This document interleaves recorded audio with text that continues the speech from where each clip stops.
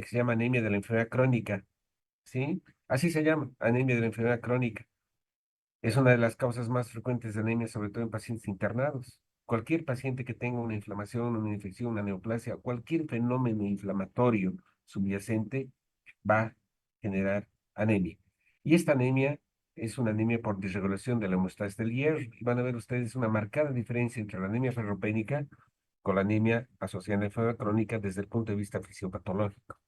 Espérenme un segundito.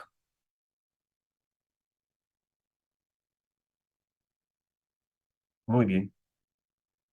Entonces, entendemos que la anemia asociada a enfermedad crónica es una entidad totalmente independiente del resto de las anemias y por su carácter hipocrómico microcítico, muchas veces se confunde como anemia ferropénica. O bien, la anemia ferropénica puede confundirse con una anemia asociada a enfermedad crónica porque puede coexistir. ¿Sí? Por ejemplo, puede haber un cáncer de colon sangrante que tenga ferropenia, pero al mismo tiempo el cáncer de colon tiene actividad inflamatoria. Y esta actividad inflamatoria va a bloquear lo poco de hierro que existe a nivel de los macrófagos y va a originar una anemia dimorfa. La anemia dimorfa es la coexistencia de dos tipos de anemia. Entonces, es importante que conozcamos los mecanismos fisiopatológicos de la anemia asociada a enfermedad crónica. Muy bien. Cuando hablamos de anemia de los procesos crónicos, el principal ejemplo es la anemia que ocurre en los procesos infecciosos y ustedes ven es un témpano de hielo, ¿sí? Un iceberg, donde vemos que la parte profunda no se ve y obviamente lo único que se observa, ¿sí? Es la anemia. De la misma manera, en un fenómeno inflamatorio observamos anemia, pero justamente los mecanismos fisiopatológicos están ocultos. Por eso dice, la anemia de los procesos infecciosos o inflamatorios es un concepto amplio que involucra una amplia capa de mecanismos fisiopatológicos. Y la anemia solamente es una manifestación de estos mecanismos fisiopatológicos que puede estar, ¿sí? Puede estar manifestando actividad misma de la enfermedad. Como dice ahí, es la más frecuente después de la anemia ferropénica, ¿sí? Y es la más frecuente en pacientes internados. Si nosotros hacemos un estudio de anemia en los pacientes que están hospitalizados, van a ver que una gran mayoría de ellos está asociada al hecho de este fenómeno fisiopatológico. El solo hecho, por ejemplo, que un paciente tenga una infección y esté hospitalizado, en pocos días las cifras de hemoglobina van a ir cayendo. Por eso se conoce como anemia de la inflamación. ¿Por qué? Porque están involucradas una serie de citoquinas y células del sistema reticular endotelial que por una serie de mecanismos van a producir un cambio en la hemostasis del hierro. Es decir, va a haber un atrapamiento de hierro. Acuérdense, los que han asistido ayer a la clase, el mecanismo que regula la liberación y la absorción de hierro es la epsilina. En estos casos, en la anemia asociada a enfermedad crónica, existe mucha cantidad de epsilina y la epsilina es la llave que bloquea la absorción de hierro a nivel intestinal y es la llave que bloquea la salida de hierro del macrófago a la circulación para que se disponga el hierro a nivel del sistema retículo, perdón, a nivel del eritroblasto para generar eritropoiesis. Por eso dice, con su asociación con enfermedades, es poco diagnosticada, es bien difícil diagnosticar, pero siempre hay que tener en mente esta posibilidad que un fenómeno inflamatorio infeccioso neoplásico activo o un daño tisular va a originar este tipo de anemia. Y por su carácter hipocrómico microcítico muchas veces se confunde con ferropenia. Aunque, dependiendo de los mecanismos fisiopatológicos, también este tipo de anemia puede ser de tipo normocítico, normocrómico. ¿Cuáles son las causas que originan la anemia asociada a enfermedad crónica? Uno, infecciones, fenómenos infecciosos agudos y crónicos. Cualquier fenómeno infeccioso, tuberculosis, abscesos, osteomielitis, endocarditis, pielonefritis, infecciones urinarias a repetición, cualquier infección parasitaria, micótica y infecciones virales, en especial, por ejemplo, el virus del HIV es el prototipo de lo que es la anemia asociada a enfermedad crónica. El 95% de los pacientes ocurre anemia. Por lo tanto, cualquier fenómeno infeccioso persistente, agudo o bien crónico va a originar anemia de esta naturaleza. Segundo, enfermedades inflamatorias o autoinmunes. Cualquier inflamación o enfermedad autoinmune va a generar fenómeno de anemia. ¿Cuáles son enfermedades clásicas autoinmunes? Artritis reumatoidea, lupus eritematoso, las vasculitis primarias, o enfermedades inflamatorias como la enfermedad intestinal inflamatoria, la sarcoidosis, o bien el rechazo crónico de los injertos en los trasplantes perdón, los trasplantes de órganos sólidos. Tercera causa, neoplasias activas. Y no necesariamente neoplasias hematológicas como leucemias o linfomas o el mieloma múltiple, sino actividad de tumores sólidos. Muchas veces vamos a tener un paciente que tiene un tumor sólido activo, un hepatocarcinoma, por ejemplo, un cáncer de mama. Mientras el tumor esté inactivo y esté en remisión completa, el paciente no va a tener anemia. Pero ojo, muchas veces no vemos actividad clínica y la primera manifestación va a ser el hecho de la disminución de hemoglobina y el paciente viene a la consulta con anemia. Y nosotros tomamos un hemograma y vemos que es una anemia o hipocrómica microcítica o normocítica normocrómica, pero característicamente con niveles de ferritina alta, que no se utiliza la ferritina, y reactantes de fase aguda muy elevados, sedimentación globular muy elevada. Acuérdense, la sedimentación globular implica inflamación, infecciones o bien neoplasias activas. Finalmente, daño tisular o necrosis, los traumatismos, las quemaduras, y acá entra la insuficiencia cardíaca. Los pacientes que cursan con insuficiencia cardíaca crónica pueden cursar per se por el fenómeno inflamatorio subyacente que daña el miocardio con anemia asociada a la enfermedad crónica. Y se ve que muchos pacientes van a mejorar si controlamos este tipo de la anemia. ¿Sí? Entonces, ¿cuáles son las cuatro causas cuando hablamos de anemia asociada a enfermedad crónica? Infecciones, inflamaciones o autoinmunidad, neoplasias y daño tisular. ¿Cuáles son los datos clínicos? Generalmente no existen datos clínicos precisos. Lo mismo que cualquier anemia, son datos muy inespecíficos. Astenia, dinamia, palidez generalizada, decaimiento, claudicación, cefalea, palpitaciones, malestar general, caída de cabello, palidez generalizada, les vuelvo a repetir. Pero obviamente la clínica va a depender de la enfermedad subyacente. Si es una artritis reumatoide activa, puede ser dolor articular, de articulaciones metacarpofalángicas, interfalángicas. Si es una endocarditis infecciosa, vamos a tener soplo, el paciente va a tener fiebre permanente, el paciente va a estar postrado, va a tener hematuria, va a tener los criterios de endocarditis infecciosa. Si es un lupus eritematoso, lo mismo. Y si es una neoplasia, obviamente va a haber un tumor activo, seguramente visible, palpable o bien demostrable por estudios de imagen. Generalmente la anemia es moderada y asintomática, oscila entre 8 y 9,5 gramos, y como es un fenómeno crónico, el paciente se acostumbra a tener este tipo de cifras. Muchas veces normocítica normocrómica, pero en ocasiones hipocrómica microcítica. ¿De qué va a depender eso? Obviamente del mecanismo fisiopatológico subyacente. Si predomina el atrapamiento macrofágico de hierro y la falta de absorción de hierro a nivel intestinal, existe hiposidremia y existe una sobrecarga de hierro. Por lo tanto, no va a haber hierro a nivel del eritrocito y el eritrocito va a ser pequeño y pálido. Pero si predomina, por ejemplo, un déficit en el estímulo de eritropoyetina a nivel de la médula ósea, ¿sí? Porque existe una resistencia de eritropoyetina mediada por citoquinas inflamatorias, el carácter normocítico normocrómico se va a imponer. Es una anemia regenerativa, ¿sí? Acuérdense, las únicas anemias regenerativas son hemolisis aguda y sangrado agudo. Por lo tanto, esta anemia es una anemia arregenerativa. Si hacemos un aspirado de la médula ósea, no vamos a ver característicamente ningún cambio. Pero si nosotros hacemos una tinción de Pearls o tinción de hierro, vamos a ver, a diferencia de la anemia ferropénica, donde no existe nada de hierro, no hay eritroblastos que contengan hierro. Los eritroblastos que contienen hierro se llaman sideroblastos en la anemia ferropénica. Acá, en la anemia asociada a enfermedad crónica, no hay sideroblastos, pero los macrófagos están llenos de hierro porque el hierro está atrapado en los macrófagos, a diferencia de la anemia ferropénica, donde absolutamente no hay nada de hierro en la médula ósea. ¿Qué hacemos? O sea, ¿cómo hacemos el diagnóstico diferencial mediante laboratorio? ¿Cómo está el patrón de hierro? Ojo, hacemos un paréntesis. ¿Cómo está el patrón de hierro en la anemia ferropénica? Uno, hierro sérico bajo. Acuérdense, porque no hay hierro. Dos, capacidad total de saturación transferrina o TBC en la anemia ferropénica muy elevado.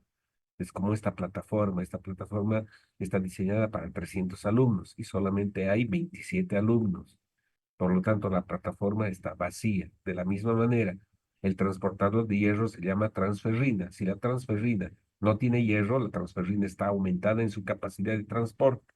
Por eso el TBC en la anemia ferropénica está elevada. ¿Y cómo está el porcentaje de saturación?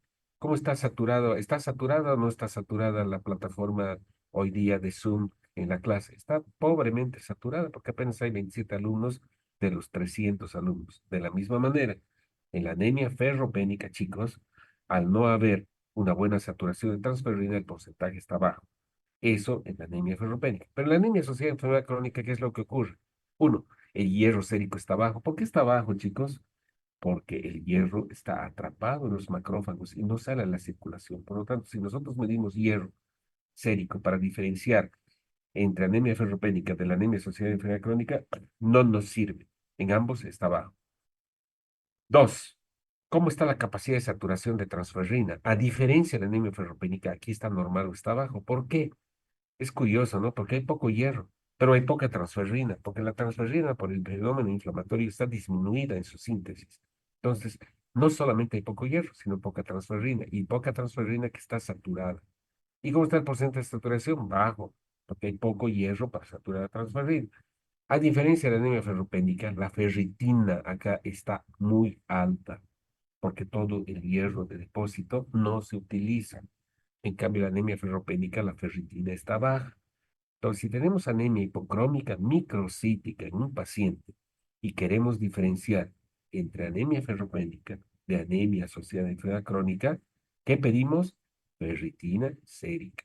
Si la ferritina está normal o generalmente está elevada, es una anemia asociada a enfermedad crónica. El receptor soluble de transferrina está normal. Y si vemos médula ósea, vemos disminución de sideroblastos. ¿Qué hemos dicho que son los sideroblastos? Son los eritroblastos que contienen hierro para la síntesis de hemoglobina. Por lo tanto, no hay pues hierro para síntesis de hemoglobina, por eso hay anemia. Pero la hemosiderina, que es el hierro de depósito en los macrófagos del sistema reticuloenteral, están totalmente llenos. Hay una saturación de hierro a nivel del sistema reticuloenteral. ¿Cuál es el diagnóstico diferencial? Obvio, con anemia ferropénica, con otra entidad que es la anemia de la insuficiencia renal crónica. Ojo, chicos, la anemia asociada a enfermedad crónica tiene sus mecanismos fisiopatológicos bien definidos. La anemia de la insuficiencia renal crónica es totalmente diferente, es una anemia normocítica normocrónica debido a fallo en la producción de eritropoyetina. O bien podemos tener anemia por mieloptisis. Acuérdense, la mieloptisis es la ocupación de espacio en la médula ósea por invasión de células. Pueden ser células inmaduras como blastos en una leucemia aguda o proliferación de serie mieloide en una leucemia mieloide crónica, proliferación de linfocitos maduros en leucemia linfocítica crónica, o bien una metástasis de un tumor sólido. ¿Cuáles son los tumores sólidos que metastatizan a la médula ósea con más facilidad? Cáncer de próstata, cáncer de mama, cáncer de tiroides y cáncer de tubo digestivo. O bien puede estar reemplazado por fibrosis o por granulomas, porque la tuberculosis puede reemplazar la médula ósea por granulomas. A eso se llama miloptisis. Muy bien. ¿Cuáles son los mecanismos fisiopatológicos para entender por qué se produce la anemia asociada a enfermedad crónica? Vamos paso a paso, eso es importante. Paren las orejas. Primero, la inflamación per se disminuye la vida media del glóbulo rojo. En lugar de vivir 120 días, el glóbulo rojo vive menor cantidad de días. Y es obvio, si tienes menor vida media, tienes predisposición a la anemia. Dos, eritropoiesis ineficiente. ¿Qué es la eritropoiesis? El mecanismo fisiológico de formación de glóbulos rojos en la médula ósea. Por lo tanto, hay una eritropoiesis deficiente. ¿Y por qué la eritropoiesis deficiente? Porque hay una disminución de progenitores eritroides. Acuérdense cuáles son los progenitores eritroides: las unidades formadoras de brotes de colonias eritroides y la unidad formadora de colonias eritroides y los precursores como los eritroblastos.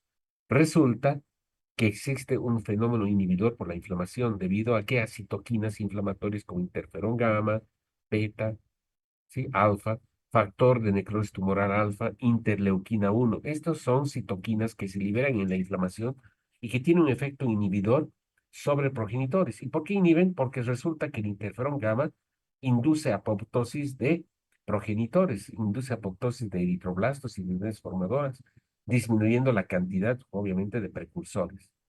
Por lo tanto, también existe un efecto de citoquinas con efecto tóxico directo sobre la médula, digo, sobre la membrana de las células, originando radicales libres. También existe activación de macrófagos, y los macrófagos son ávidos por comerse a los glóbulos rojos y a los precursores, sobre todo en la medulosis, se produce una eritrofagocitosis, es decir, un canibalismo, ¿no? Los propios macrófagos empiezan a comerse a los precursores eritropoyéticos y eso va a originar una disminución de precursores y una eritropoiesis deficiente. Otro mecanismo interesante es que la inflamación produce menos respuesta a eritropoyetina. ¿Dónde actúa la eritropoyetina? Pregunta de examen sobre los precursores, pero ¿sobre qué precursores? Sobre la unidad formadora de colonias eritroides. Resulta que las citoquinas producen interleuquina 1, factor de cross tumoral alfa, producen una resistencia al estímulo de eritropoyetina a nivel de la médula ósea. No solamente existe eso, sino también el efecto inhibidor de interferón gamma disminuye la producción renal de eritropoyetina. Entonces, no solamente hay una resistencia, sino hay poca eritropoyetina sobre precursores eritroides que están disminuidos, sobre el hecho que los glóbulos rojos tienen una vida media más corta. Entonces, se dan cuenta cómo el fenómeno inflamatorio produce, ¿sí?, una disminución en la producción de glóbulos rojos. Pero eso no es tanto el principal mecanismo, obviamente. Este mecanismo nos va a explicar el por qué existe anemia normocítica normocrómica. Pero el principal mecanismo es el efecto de citoquinas inflamatorias sobre la homeostasis del hierro. Ustedes saben que los fenómenos inflamatorios, los fenómenos infecciosos, la autoinmunidad, las neoplasias, activan monocitos y linfocitos T. Monocitos y linfocitos T. Monocitos y linfocitos T. Estoy repitiendo 3 veces, porque estas son las células responsables de activación y fenómeno inflamatorio. Por lo tanto, la activación de monocitos y linfocitos T en la inflamación, en la neoplasia, en la autoinmunidad es el mecanismo más importante. ¿Qué va a pasar? Los microorganismos, células neoplásicas, la disregulación inmune, como dice acá, activa monocitos. Y esto produce liberación de citoquinas. Los linfocitos T producen una citoquina denominada interferón gamma, no se olviden. Linfocitos T, interferón gamma. Los monocitos que se convierten en macrófagos producen interleuquina 1, interleuquina 6, interleuquina 10 y factor de necrosis tumoral alfa. Miren, todas estas citoquinas producen disminución de vida media, eritropoiesis ineficiente y menor respuesta a eritropoyetina. ¿Sí? Muy bien, vamos al siguiente paso.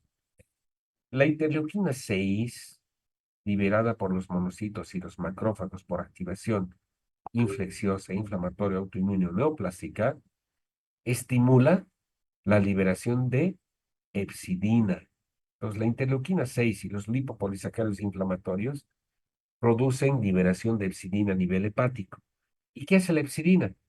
Inhibe la absorción duodenal de hierro. Entonces, por más hierro que comas, no lo vas a absorber en la inflamación. Por eso explica por qué cuando damos hierro oral en un paciente que tiene anemia, que tiene hipocideremia, y no hemos evaluado la ferritina, hemos evaluado el hierro circulante, y decimos, oh, te le falta hierro, le daré hierro oral, jamás lo vas a absorber y lo vas a eliminar por las heces. ¿Por qué? Porque la hepcidina te ha cerrado la puerta, ha evitado la salida del hierro que se absorbe del enterocito y no pasa del enterocito a la circulación porque bloquea la ferroportina. Por otra parte, también bloquea la liberación de hierro desde los macrófagos por disminución de la expresión del transportador de ferroportina en el macrófago. Acuérdense, la ferroportina es la puerta de salida de hierro del macrófago a la circulación. Entonces le echa llave a la ferroportina y todo el hierro se queda atrapado en los macrófagos. Entonces, ¿qué va a pasar? Va a haber una sobrecarga de hierro. Por lo tanto, la liberación de hepcidina causa hipocideremia. ¿Qué es la hipocideremia? La disminución del hierro circulante. Por lo tanto, esa liberación del hierro circulante disminuye pues el aporte de hierro a la médula ósea. Y al no haber hierro en la médula ósea, ¿qué ocurre? No hay síntesis de hemoglobina. Y si no hay síntesis de hemoglobina, el glóbulo rojo es chiquitito y es pálido. Esto explica el carácter hipocrómico microcítico. Por eso, el bloqueo macrofágico de hierro es el principal efecto patogénico de la anemia inflamatoria. Esta es la epsidina, acuérdense, el rol de la epsidina es, se libera en el hígado cuando existe activación cuando existe activación de macrófagos y liberación de interleuquina 6. Cuando la epsidina pasa al plasma, ¿qué es lo que hace? Bloquea la absorción duodenal de hierro, porque bloquea la ferroportina a nivel del eritrocito, pero también bloquea la liberación de hierro del macrófago. Es la epsidina y está bloqueando la salida de hierro, ¿verdad?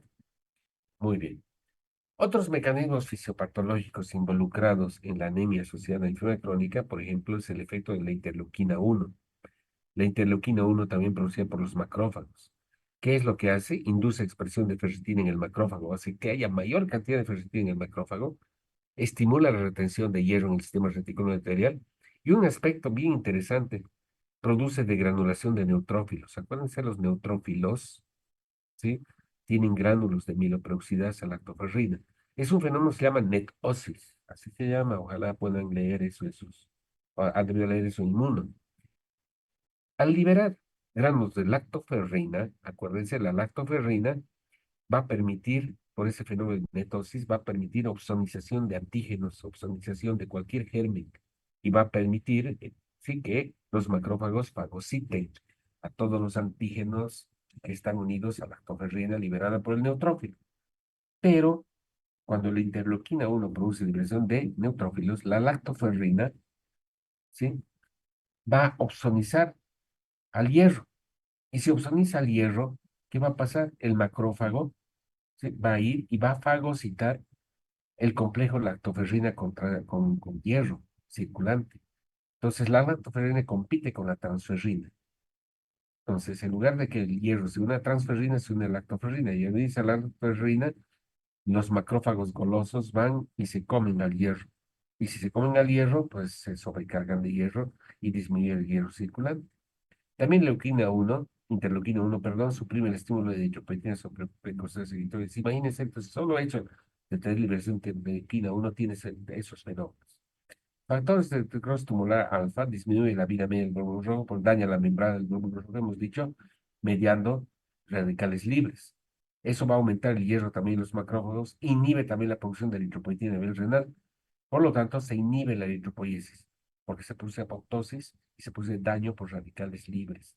Esto explicaría el por qué se produce el carácter normocítico normocrómico cuando predomina el efecto de factor de necrosis tumoral alfa. Interferón gamma. La interferón gamma aumenta la expresión del transportador divalente de metales en la membrana del macrófago. Acuérdense, el transportador es la puerta de entrada y la ferroportina es la puerta de salida.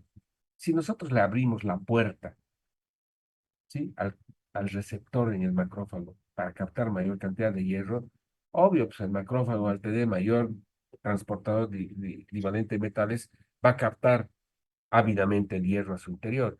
Y si se bloquea la liberación de hierro por disminución de la expresión de ferroportina, ¿sí? Igual que la epsidina, entonces aumentas la ingestión, pero disminuyes la excreción o la eliminación de hierro. Entonces todo el macrófago rechoncho de hierro, ¿verdad?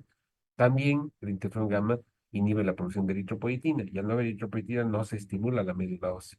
Por lo tanto, inhibe la eritropoiesis. La interleuquina 10 es una citoquina antiinflamatoria, pero curiosamente y de forma paradójica aumenta la expresión del receptor de transferrina en la membrana del macrófago. Si hay más receptor de transferrina, rápidamente pues la transferrina unida al hierro se va a unir y se va a producir captación de hierro. Acuérdense ayer el mecanismo por el cual se introduce el hierro en la célula es por formación de endosomas. Y el endosoma está constituido o tiene en su membrana un receptor de transferrina, ¿verdad? Entonces, todos estos mecanismos explican el por qué se produce anemia asociada a Crohn. Todo lo que les he hablado, chicos, en estos 25 minutos se resume en esta diapositiva. A ver, si ustedes interpretan esta diapositiva, están hechos, ya saben interpretar el mecanismo fisiopatológico y las causas de la anemia asociada a enfermedad crónica, infecciones, inflamaciones, neoplasias, falla cardíaca, necrosis tumoral, necrosis de tejidos. Miren, microorganismos, linfocitos disreguladores, células neoplásicas, etcétera, etcétera, son los mecanismos gatilladores, ¿verdad? Miren, aquí hay microbios, aquí hay células. ¿Qué hacen? In- sí, impactan sobre dos células, no se olviden.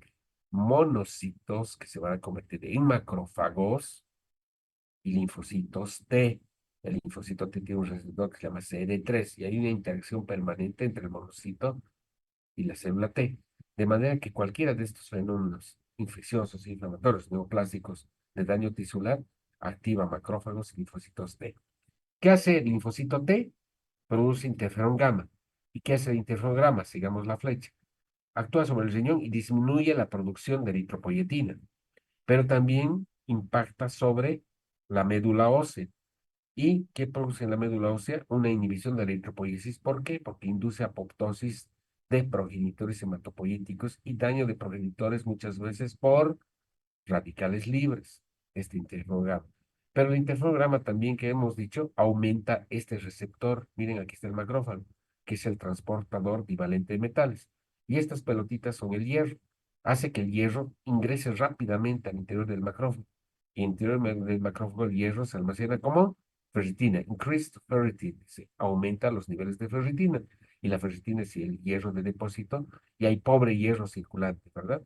Miren, pero por otra parte, el interferón también bloquea a la ferroportina, igualito que la epsidina, ¿sí? El interferón tiene igual efecto que la epsidina. Al bloquear la ferroportina, hace que las moléculas de hierro no salgan, por lo tanto, disminuye la liberación de hierro a nivel de la circulación y se produce hiposidremia y el macrófago está rechonchísimo, ¿verdad? De hierro.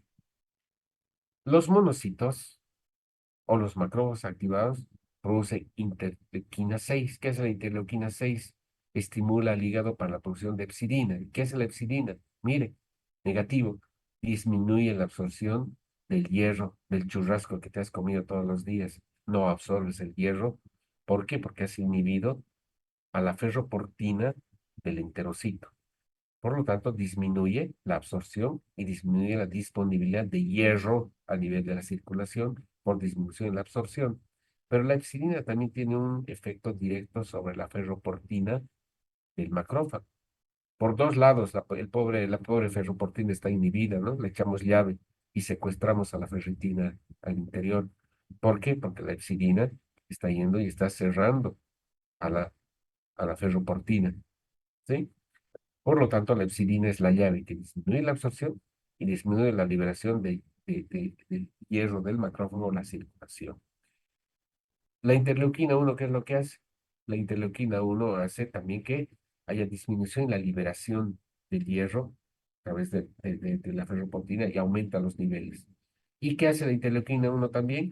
Al igual que el interferón gamma, produce menor cantidad de eritropoyetina, pero sobre todo disminuye el estímulo de la eritropoyetina sobre los precursores eritropoyéticos para que se produzcan glóbulos rojos maduros. Por lo tanto, si predomina este efecto, hay una disminución de la eritropoyesis, disminución de progenitores y el carácter normocítico, normocrómico prima en este caso. Entonces, se dan cuenta cómo esta diapositiva simple, ¿sí? Produce o ejemplifica las causas de anemia. Acá también está el hecho de que el macrófago se vuelve caníbal, ¿verdad? Mire, empieza a producir mayor eritrofagocitosis. Y al producir eritrofagocitosis, disminuye la vida media del glóbulo rojo circulante y hace que se libere mayor cantidad de hierro al interior. Pero el hierro no puede salir porque está bloqueado por la epsilina debido a que existe mayor cantidad de interleuquina 6 generada por la activación del macrófago. Entonces, el desastre, ¿sí? de la anemia está de la anemia insuficiente electrónica depende de la activación de esta sustancia, de estos dos células. Acá están los receptores de transferrina, acuérdense, hay mayor expresión de receptores de transferrina. ¿Y qué hacen los receptores de transferrina? Miren, son ávidos para captar la transferrina que está transportando el hierro en la circulación y los mete al interior del macrófago por ese mecanismo de endocitosis, ¿no? De endosomas.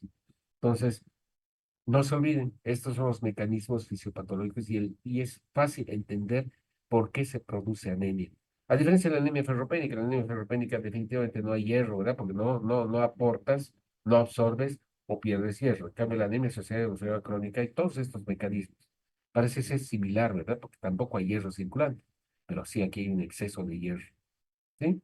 Por lo tanto, la fisiopatología se reduce a tres principales factores. Alteración en la homeostasis del hierro por disminución del hierro circulante y bloqueo macrofágico de hierro por activación, pues digo, por, claro, activación o inhibición de la ferroportina por liberación de interleuquina 6 y mayor circulación de hepcidina.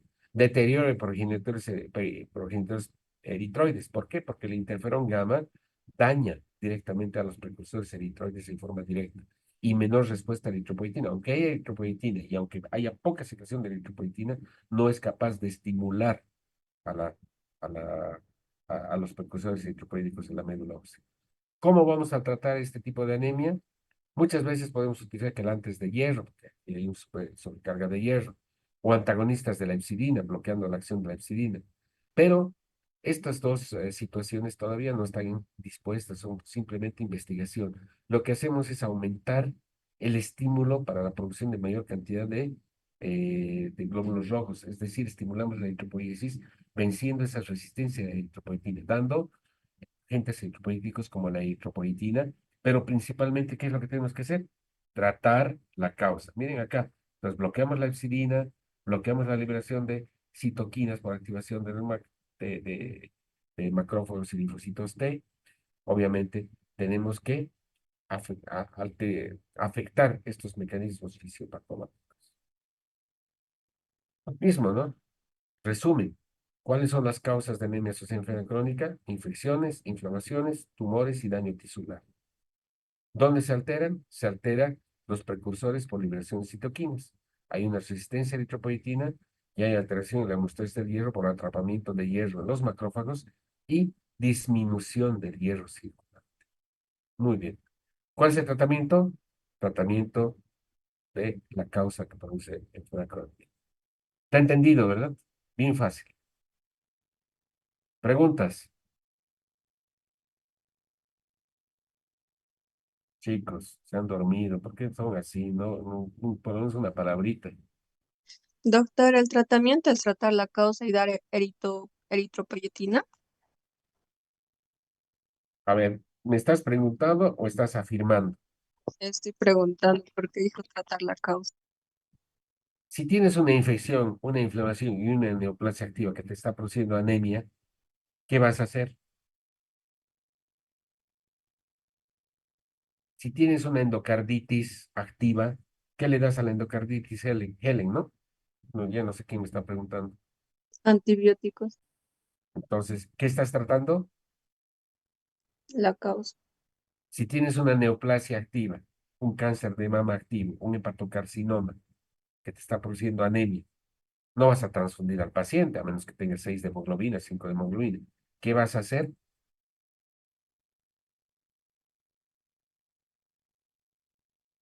Hola. Dar Oh, eritropoyetina. ¿qué vas a hacer? Mm, Tratarla. O sea, tú le vas a dar quimioterapia, vas a hacer que el paciente entre en remisión completa. Mientras tanto, ¿qué vas a hacer? Vas a estimular la médula ósea. ¿Cómo estimulas la médula ósea, Helen? con eritropoyetina. Con agentes eritropoyéticos. ¿Qué agente eritropoyético conoces? La eritropoyetina. ¿Dónde se sintetiza la eritropoyetina? En el ¿Dónde se riñón, sintetiza? ¿Ah? en el riñón, En el intestino de los túbulos renales. ¿Hay eritropoyetina para vender? Hay eritropoyetina. Se llama eritropoyetina recombinante. ¿Ya? Justo, la siguiente clase que vamos a dar ahorita, ¿sí? Es, uy, ya, es justamente, vamos a hablar de la eritropoyetina, pero que no me salga de la clase. Vamos en tiempos todavía, tenemos media hora. A ver, mm, ¿están viendo la diapo? sí, doctor. ¿Qué dice?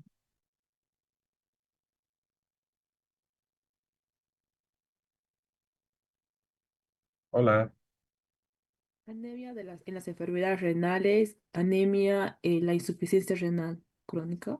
muy bien. Entonces vamos a hablar de una anemia especial que se presenta en la enfermedad renal crónica terminal, muy diferente a la anemia asociada a la enfermedad crónica. Los mecanismos son diferentes. Las manifestaciones clínicas son similares, porque tienes un paciente que tiene falla renal crónica terminal, está en hemodiálisis, está anémico, ¿sí? Puede tener una infección subyacente acompañando, o puede tener un sangrado, acuérdense. A ver, abran sus mentes. Un paciente con insuficiencia renal crónica terminal es un paciente que tiene, obviamente, fracaso de la función renal. Este paciente va a estar hipertenso, va a estar hipervolémico, va a estar con hipercalemia, va a estar con hiponatremia, va a estar con hipocalcemia, va a estar con acidosis metabólica. Todo eso ya lo han aprendido, ¿verdad? Y va a tener anemia, porque no sintetiza eritropoyetina. Pero como está urémico, va a tener diátesis hemorrágica. Resulta que la uremia favorece este, el sangrado porque interfiere con la adhesión plaquetaria. Entonces el paciente va a tener tendencia a perder sangre por hemorragia digestiva, por ejemplo, y va a tener tendencia a perder hierro. Y es un paciente renal crónico que puede estar inmunosuprimido y que puede tener una infección subyacente. Hagan de cuenta, una neumonía. Entonces se dan cuenta, la neumonía origina anemia asociada a enfermedad crónica. La propia falla renal produce insuficiencia renal por falta de eritropoyetina. Y el hecho que tengas uremia y produzcas sangrado y estés en hemodiálisis produce pérdida de hierro. ¿Cuál de las anemias atacamos? Tenemos que tener la capacidad de hacer diagnóstico, ¿sí? Si tienes ferritina baja y capacidad total de saturación alta, predomina el hecho de tener ferropenia. Si tienes ferritina alta, capacidad total de saturación normal o baja, predomina el fenómeno inflamatorio. Y si tienes disminución de eritropoyetina realmente, y tienes reticulocitos disminuidos, y tienes datos de uremia, predomina la anemia asociada a insuficiencia renal crónica terminal. ¿Comprenden? Lo importante es que puedan pensar, chicos. Es sencillo, con estos pequeños tips que les estamos dando. Muy bien.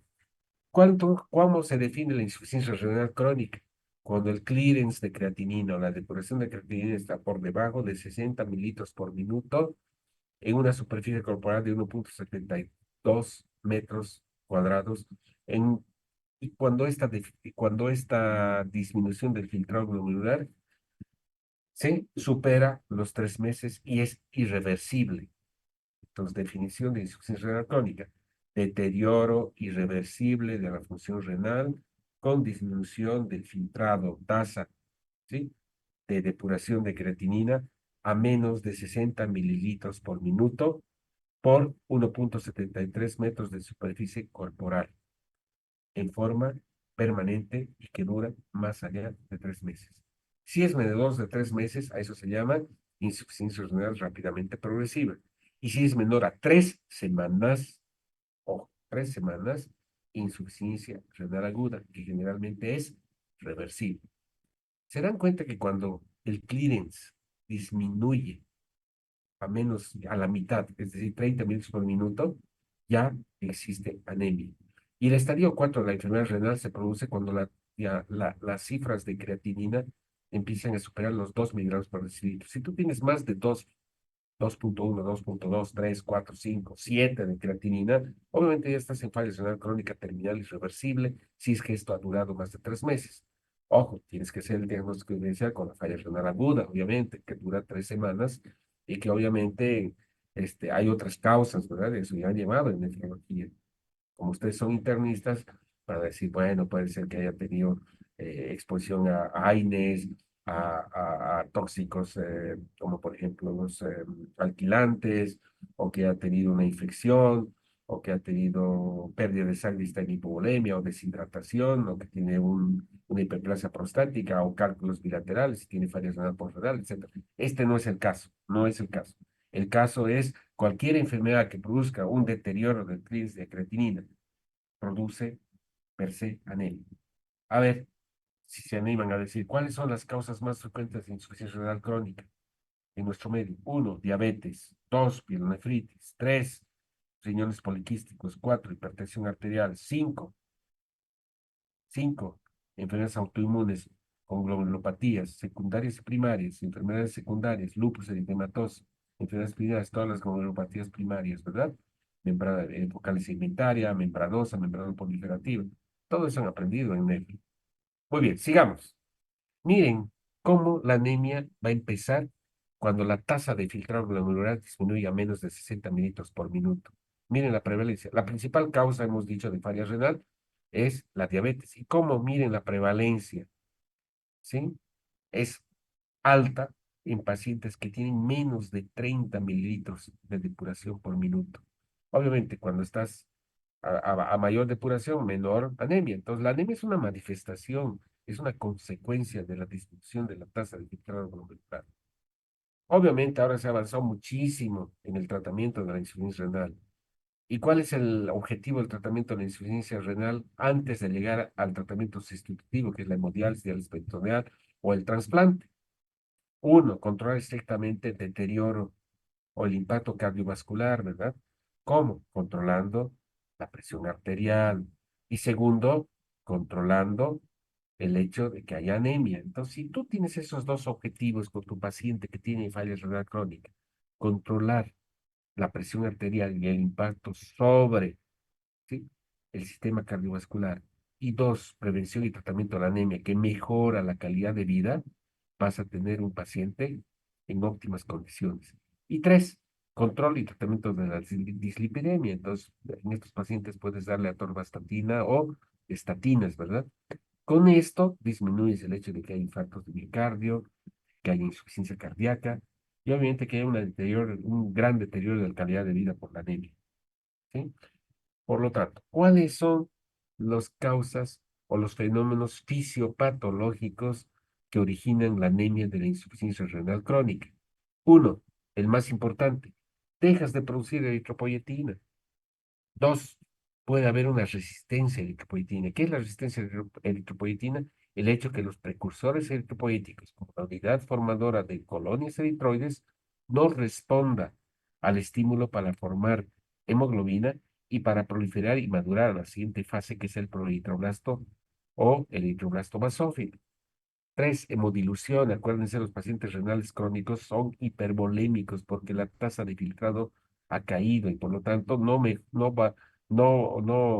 manejan acertadamente la volemia. Son pacientes edematizados, son pacientes hipervolémicos, hemodiluidos, y la hemodilución disminuye, aumenta o disminuye la, la relación plasma globular, aumenta la relación plasma-molecular, entonces disminuye el hematocrito, ¿verdad? Están hemodiluidos los pacientes, bueno, concentrados, aumenta más bien el hematocrito, están hemodiluidos. Según tercero, pacientes que tienen falla renal crónica pueden generar fenómeno inflamatorio asociado. Por lo tanto, puedes tener una anemia dimorfa, ¿verdad? No solamente disminuir la eritropoyetina, sino el hecho de que haya resistencia y que por los mecanismos que les he hablado y les he enseñado, bueno, no les he enseñado, sino simplemente les he transmitido activación de macrófagos, linfocitos T y citoquinas inflamatorias, eso va a agravar la anemia. La, los azoados, la creatinina, hidroguanidina, succínico, la urea, disminuyen pues la vida media del glóbulo rojo. En los renales crónicos, en lugar de vivir 120 días, vive 64 días. Y si tienes menor producción, es obvio que el paciente va a tener anemia. Aparte, les había dicho que el paciente con insuficiencia renal crónica también tiene predisposición a hemorragias y las hemorragias van a producir deficiencia de hierro. Hay mayor predisposición a sangrado gastrointestinal y obviamente la uremia hace que haya menor ingesta pues de hierro. Acuérdense, los renales crónicos llevan una dieta pobre en proteínas para evitar la uremia. ¿Y cuál es la principal fuente de proteínas? La carne. Y si no comes carne, no hay hierro. Y si no comes hierro, tienes anemia ferropénica. Por lo tanto, los pacientes tienen tendencia a desnutrición. ¿Ustedes han visto alguna vez a los pacientes renales crónicos terminales que están en hemodiálisis? Son pacientes caquéticos, desnutridos, anémicos, hipertensos, hipervolémicos. Obviamente, si nosotros corregimos en primeras fases o hacemos un tratamiento médico adecuado y el paciente cumple con su tratamiento, un paciente que va a poder estar con una buena calidad de vida, evitando la hemodiálisis, o en hemodiálisis va a tener una adecuada calidad de vida. Puede haber anemias relacionadas con inhibidores de la enzima convertidora. Acuérdense, se les da enzima convertidora para evitar la hipertensión y el mayor deterioro de la función renal, porque disminuyen la tasa de filtrado, o sea, a nivel, no es que disminuyen la tasa de filtrado, disminuyen, claro, la presión a nivel de la arteriola eferente, que ese es uno de los mecanismos de los inhibidores de enzima convertidora, como el enalapril, por ejemplo. Entonces, esto produce un consumo aumentado de eritropoyetina, disminución del estímulo glomerular para liberación de eritropoyetina y una inhibición de progenitores hematopoyéticos generados por los inhibidores de la enzima convertidora. Entonces, miren, todos estos mecanismos explican el por qué un paciente con falla renal crónica cursa con anemia. Pero obvio, el principal responsable de la anemia, de la falla renal crónica, es la disminución en la producción de eritropoyetina. La eritropoyetina regula la producción de glóbulos rojos, ya sabemos esto. Merced a que el principal estímulo es la hipoxemia. Cuando las células peritubulares del intersticio del riñón captan o sensan niveles bajos de oxemia a nivel de la arteriola aferente, inmediatamente empiezan a producir eritropoyetina. ¿Qué hace la eritropoyetina? Estimula la proliferación y diferenciación de progenitores eritroides en la médula ósea, previendo la apoptosis de estos progenitores y favoreciendo la proliferación, maduración y síntesis de hemoglobina. Por lo tanto, aumenta la cantidad de glóbulos rojos para aumentar, sí, en forma de retroalimentación positiva, el transporte de oxígeno. Si no hay eritropoyetina, no hay estímulo. Y si no hay estímulo, no hay proliferación. Y si no hay proliferación, no hay glóbulos rojos. Si no hay glóbulos rojos, hay anemia. Y es una anemia regenerativa, ¿verdad? Que impacta solamente sobre los glóbulos rojos. En la anemia regenerativa de la insuficiencia renal crónica, no hay alteración directa de los glóbulos blancos y las plaquetas, exclusivamente los glóbulos rojos. Ojo, traten de diferenciar la anemia regenerativa de la insuficiencia renal crónica terminal con el resto de las anemias regenerativas que impactan a nivel de la médula ósea, como la mielotisis, la mielodisplasia o la aplasia medular. Ojo, en esos casos hay citopenias, hay pancitopenia. Acá solamente hay anemia, generalmente normocítica, normocrómica. ¿Cuál es el mecanismo de acción de la eritropoyesis por acción de la eritropoyetina? ¿Dónde está actuando la eritropoyetina? Miren, en las unidades formadoras de colonias eritroides. Hemos dicho, cuando hemos hablado de eritropoyesis, en la médula ósea existen células progenitoras o células comprometidas con linaje eritroide. Y es a este nivel, a nivel de las células comprometidas formadoras de colonias eritroides, donde la eritropoyetina juega un papel importante, induciendo proliferación, maduración y a inicio de síntesis de hemoglobina. Y acá, ya, la siguiente fase de proeritroblasto pasa a eritroblasto y pasa por todas estas fases de maduración, reticulocitos y glóbulos rojos. Si no hay eritropoyetina, se bloquea la eritropoyesis. Y si se bloquea la eritropoyesis, obviamente hay anemia.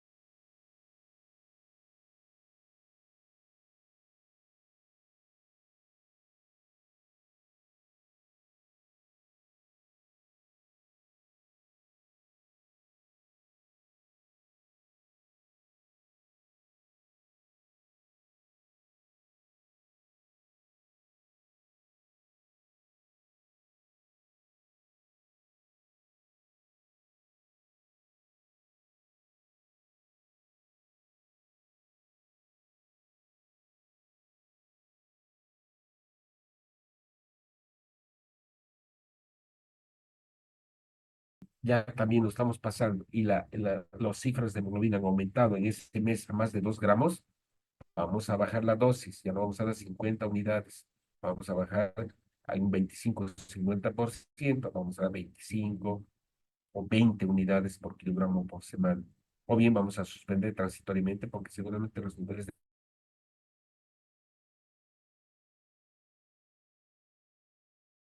de corrección y la fase de mantenimiento en forma mensual, porque este paciente va a recibir eritropoyetina seguramente cada semana o 2 veces por semana.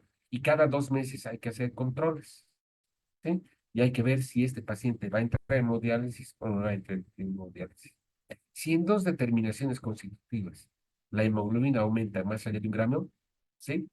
En fase de mantenimiento, bajamos un poquito más la dosis a un 25% de la dosis, o bien disminuimos la frecuencia de administración. En lugar de dar 2 veces a la semana o 3 veces a la semana, damos 1 vez a la semana o prolongamos un poquito más la administración. Siempre hay que ver si existen enfermedades intercurrentes, deficiencia de hierro, inflamaciones, ¿sí? Infecciones. Puede ser un paciente con falla renal crónica que tenga una neumonía. Entonces, en este caso, hay una resistencia de eritropoyetina y tenemos que aumentar la dosis de eritropoyetina. ¿Sí? Muy bien.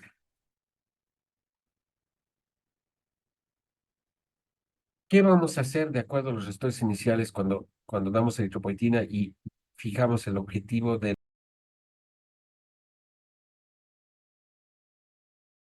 intestinal que está perdiendo sangre, está perdiendo hierro? O hay pacientes que todavía no están en fase de hemodiálisis y todavía son pacientes jóvenes que tienen menstruaciones. Y hay pacientes que tienen disfunción endometrial y tienen metrorragias disfuncionales que acrecientan la anemia. Obviamente hay que valorar eso.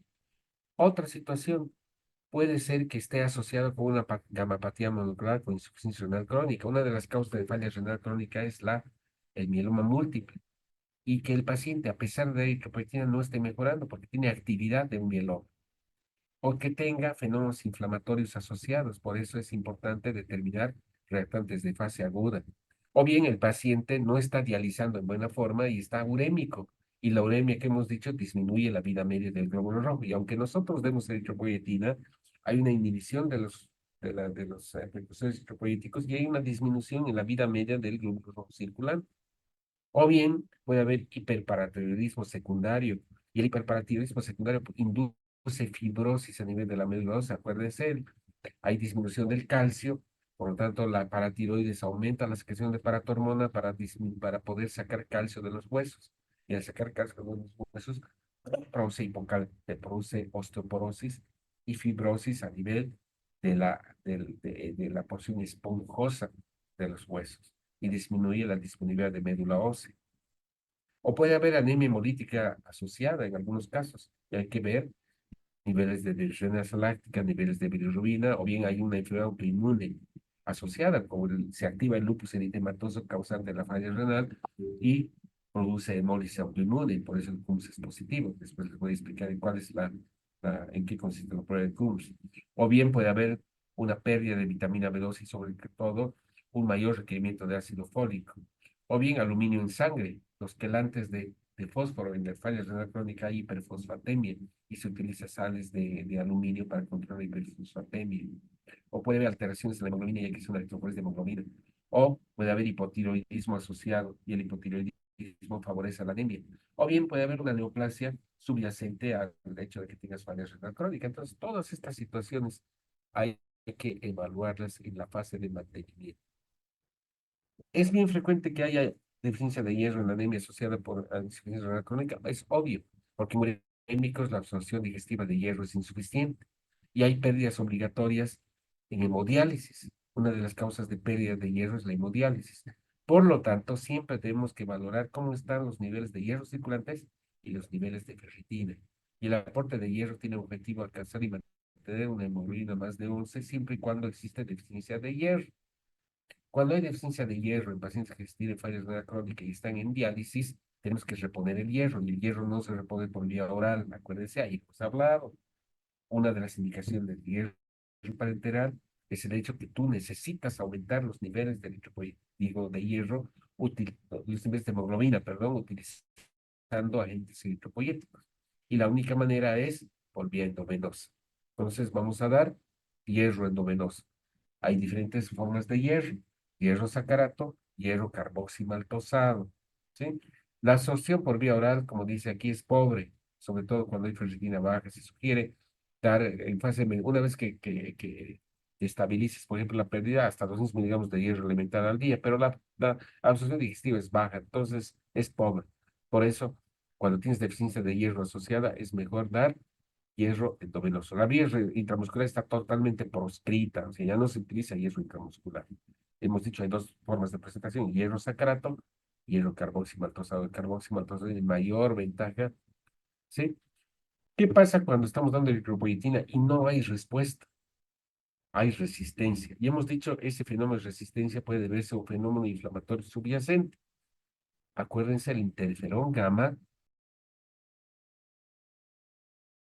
las dos causas: que tengas anemia ferropénica, pero sobre todo que subyacentemente tengas un fenómeno inflamatorio y infeccioso con activación de linfocitos T y producción de interferón gamma que produce resistencia eritropoyetina. O que tengas ciertas otras causas: que tengas sangrados, mala desnutrición, una diálisis inadecuada, hiperparatiroidismo, déficit vitamínicos, todo lo que les he mencionado en la fase de mantenimiento. A eso se llama resistencia eritropoyetina. ¿Sí? Otra cosa, la eritropoyetina recombinante no está libre de efectos secundarios. Generalmente produce hipertensión arterial, entonces es importante controlar la hipertensión arterial. Puede generar convulsiones y puede predisponer a fenómenos trombóticos. Y una situación que es paradójica: puede haber eritroblastopenia. Estás respondiendo muy bien y súbitamente tienes pérdida y disminución de los niveles de hemoglobina. ¿Debido a qué? Debido a la formación de anticuerpos contra la eritropoyetina, y eso origina eritroblastopenia. Hay un descenso brusco importante de hemoglobina. Los plaquetas y leucocitos están normales, pero los reticulocitos han empezado a disminuir. Hacemos un aspirado medular y resulta que vemos una disminución de eritroblastos. ¿Debido a qué? A la presencia de anticuerpos antieritropoyetina. ¿Qué hacemos en este caso? Suspendimos eritropoyetina y podemos iniciar el tratamiento inmunosupresor para disminuir los anticuerpos antieritropoyetina que producen eritroblastopenia. ¿Sí? Para que ustedes vean esto. Esta es una vieja diapositiva que muestra cómo la eritropoyetina ha sido tan eficaz en los pacientes con falla renal crónica críticamente enfermos. ¿Sí? Muy bien. Fuera de la eritropoyetina, fuera de otro tipo de agentes eritropoyéticos, existen actualmente, o sea, se han introducido estos agentes eritropoyéticos o nuevos agentes estimuladores de eritropoiesis.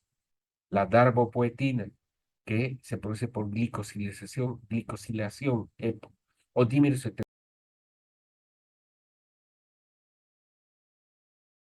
plazo de la eritropoyetina. Tenemos dos agentes eritropoyéticos actualmente aprobados por la FDA: la epoetina alfa, que se llama Procrit, y la darbopoetina alfa, que se llama Aranesp, que no solamente han sido aprobados para el tratamiento de la anemia insuficiencia renal crónica, sino también la anemia asociada a infección por virus o a la anemia asociada a neoplasias, sobre todo secundarias a quimioterapia, porque son más potentes y porque tienen una vida media más larga, y esto disminuye la posibilidad de transfusiones sanguíneas, ¿verdad?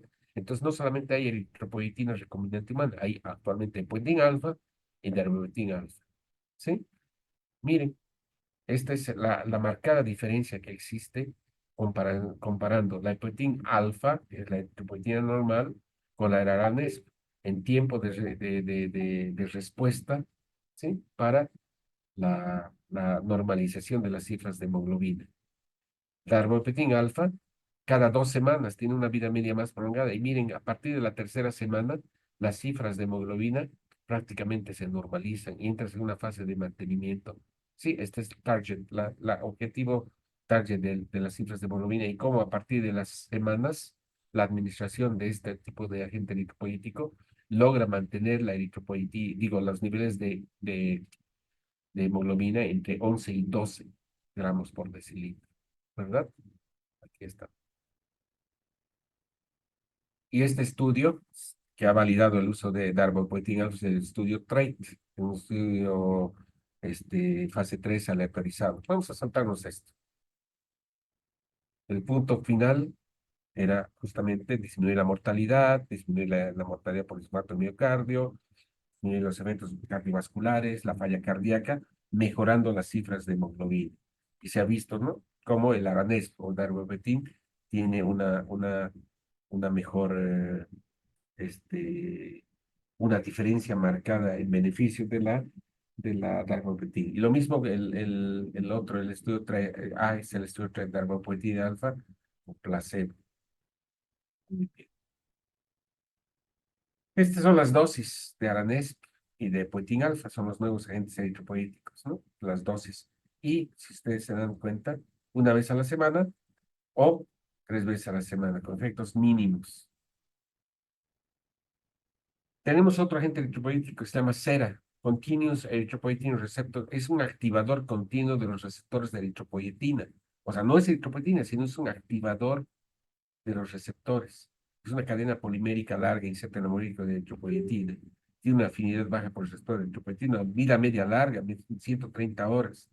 Tiene una actividad eritropoyética aumentada y su uso endovenoso subcutáneo puede ser cada 4 semanas, una vez al mes.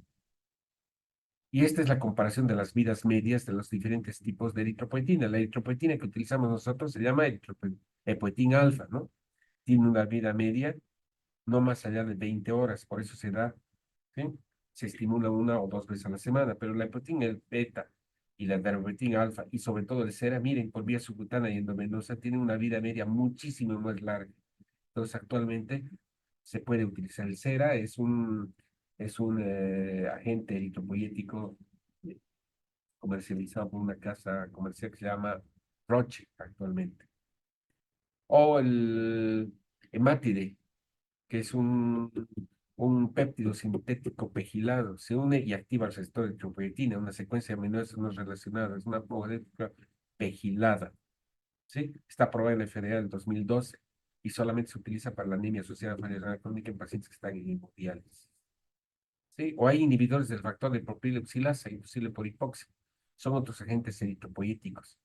Daprodustat, vanadustat, roxadustat, así se llaman. Son nuevos agentes eritropoyéticos que incrementan a la eritropoyetina endógena, son estimuladores de la eritropoyetina 3 a 5 veces.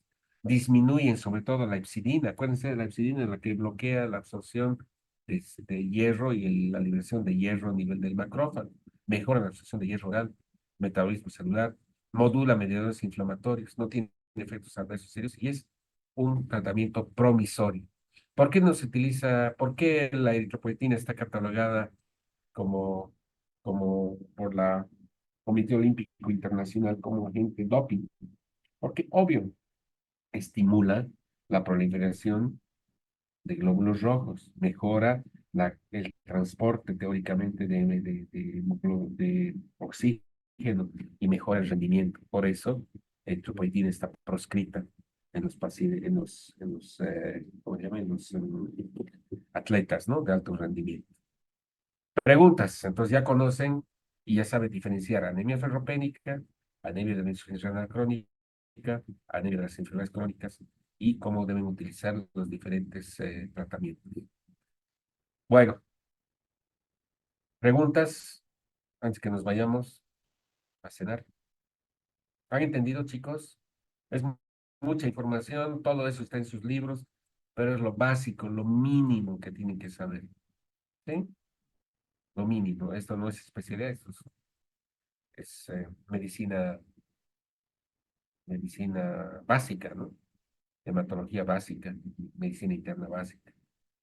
No se asusten, estudien. Preguntas, preguntas. Aquí veo caras, 23 alumnos. Pucha. Nos vemos mañana viernes. Vamos a hablar mañana de anemias macrocíticas hipercrómicas. Hasta mañana. Hasta mañana. mañana. Doctor.